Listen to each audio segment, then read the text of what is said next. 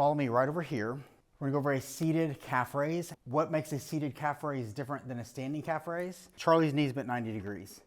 Since his calf crosses his knee and his ankle here, this pre-shortens his calf. By pre-shortening his main calf muscle, called his gastrocnemius, that's going to inhibit its ability to contract. By inhibiting its ability to contract, it's gonna force other muscles that don't cross the knee. You have soleus, posterior tibialis, these other muscles that lie underneath the gastrocnemius, they're gonna have more mechanical advantage to contract than your main calf muscle. What does this mean? All this means is that it's gonna work the muscles differently than a standing. A standing calf raise theoretically gets more of your main calf muscle than a seated calf raise. It does not make this worse. It doesn't make it less beneficial. It just makes it different.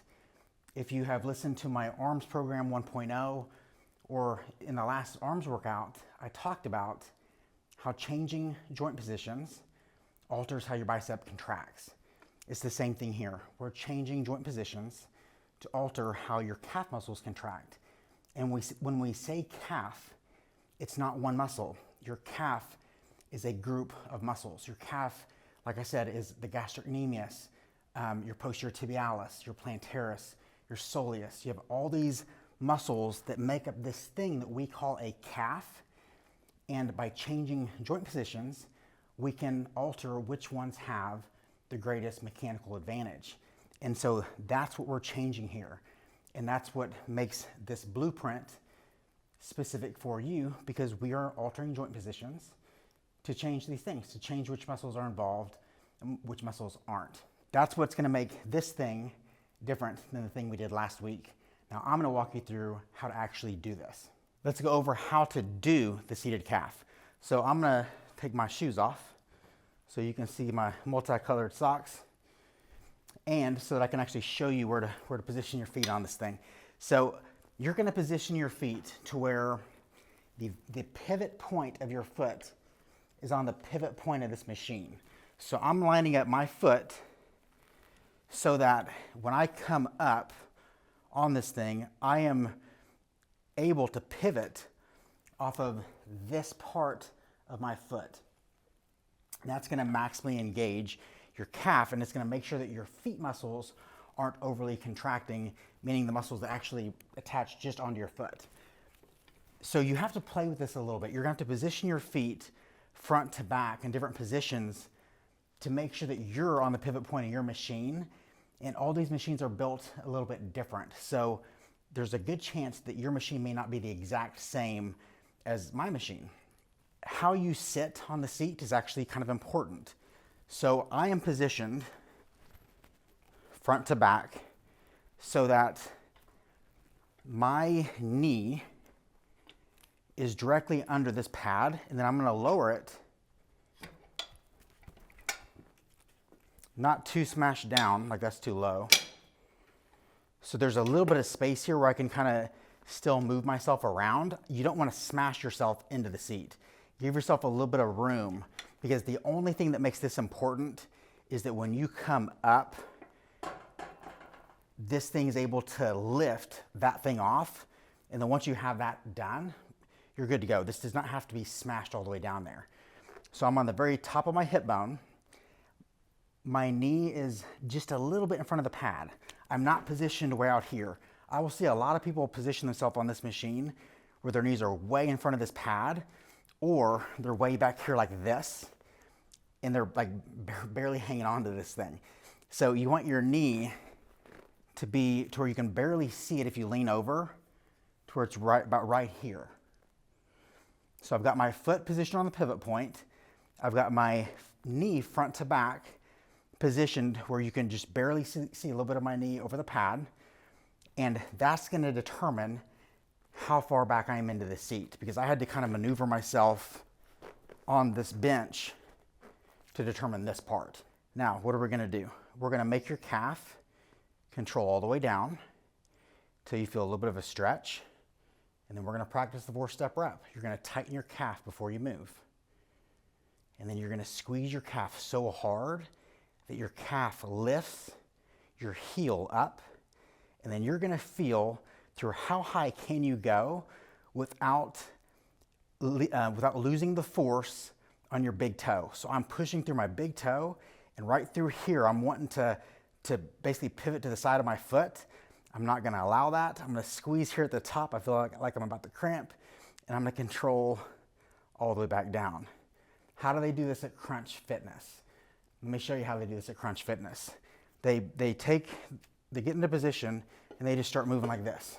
2, 3, 4, 5, 6, 7, 8, 9, 10, done. Doesn't do a lot. What are we gonna do? We are going to position ourselves, like I just showed you. You're gonna pre-engage your calf. You're gonna maintain tension. You're gonna make your calf fight. The whole way down. Feel a stretch on the calf here at the bottom. Maintain that tension, then you're gonna squeeze so hard that only your calf is lifting yourself up, squeezing at the top, controlling back down, rinse and repeat. Here's the thing. If you've been doing calf raises and you haven't been doing this, you better be careful, because you're gonna be so effing sore tomorrow that you're gonna hardly be able to walk. So my suggestion to you is, if you engage and maintain the intention that I just did, that you watch the weight, and then maybe you're careful and you don't do 4 sets today, maybe you do 2 or 3 sets. It just depends on how much your calves are used to this type of tension. And this once again shows you why this workout is so much different than these other workouts, because we're maximally engaging your muscles, and this shit is a lot harder. So if you didn't watch the intro to the calf raise, watch the intro. I covered technique. I'm aligning myself so that my knee is slightly in front of the pad, positioning my feet hip width. I'm on the pivot point of the machine. I'm gonna engage my calf. And we are going to keep tension on our calf muscles the whole way that we lower. You're gonna feel a very slight stretch. Pause here at the bottom, tighten before you move. Squeezing as high up as you can, keeping that tension, keep squeezing, and then fight every inch that you lower. Now, when I went up, I almost felt like I was gonna cramp, and you're probably gonna experience that same thing. If you don't, I would question your engagement a little bit. Squeeze and hold for 3, 2, 1, control. What are they doing at Crunch Fitness?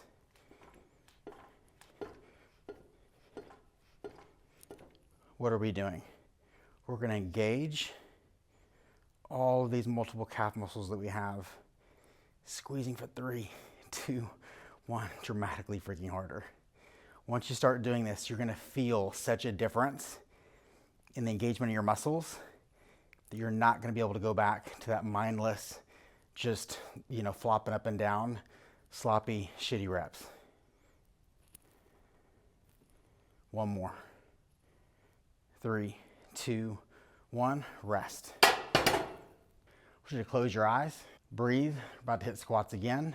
Ask yourself, how many more reps could you have done? Meaning, how many more reps did you have left in the tank?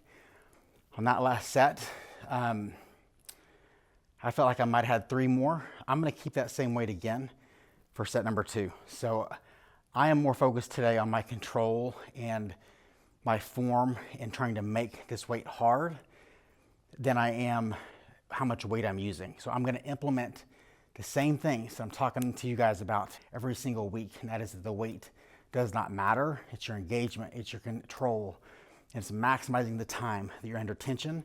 3, 2, 1, let's go to set number 2. Here we go, positioning yourself in the seat. Timer started, 1 minute. Maintaining tension on my calves, controlling every inch that I lower. Pausing here at the bottom, tightening first. Now, as you move, think about keeping equal pressure in your big toe and your little toe. A lot of people, when they're coming up, are gonna deviate on their foot to the outside part of their foot. And the higher they go, the more they're gonna lose contact with their big toe and this plate. So what I want you to do is maintain equal pressure between your big toe and your little toe the whole time that you're coming up this way, not allowing yourself to roll like this. Really pay attention to that and start watching other people when they're doing this, because you'll really start seeing it a lot. Makes a huge difference in the feel of this thing. Going to a stretch, tighten, squeeze, hold, control. Pause here, tighten, squeeze, hold, control. What are you tightening? You're tightening the back of your lower leg. All these calf muscles back here, you're going to pre-engage those muscles, and only using those muscles, that is what's lifting my heel. I'm going to lock this. I'm going to consider that my rest. I'm going to go right into set number 3 of my squats. All right, I'm going to add a plate, so I'm going up a little bit. I'm not even going to encourage you to go up in the weight. What I want you to ask yourself is, are you controlling the weight that you're using? And then remember what I said at the beginning. If this is your first time to do mind muscle calf raises, or just calf raises in general with control, my minute has started, then you need to be careful. You may be really freaking sore tomorrow. Pause here, tighten first. Making my calves work every single inch. Squeezing as hard as I can. If you don't feel like you're about to fucking cramp, then you're not squeezing your muscles. Control every inch that you lower. Pause. 4-step rep, tighten first. Step 1, step 2, squeezing through the range. Step 3, squeeze at the top. Step 4, fighting every inch that you lower. Say the steps to yourself every rep. Tighten first, squeeze through the range, squeeze at the top, and fight every inch that you lower. 7 seconds. Tighten first, squeeze through the range, squeeze and hold for 5, 4, squeeze as hard as you can. Don't just hold, fucking squeeze your calves, and lock it. Here we go. I'm ready to start set number 4. Let's hit it. Last set of calves. Get set up. Positioning my feet. 1 minute started. Unlock. Step number 1, tension on your calf muscles. Make your calves control every inch that you lower. You're going to pause, tighten first. I'm going to say these 4 steps until they're fucking ingrained in your brain.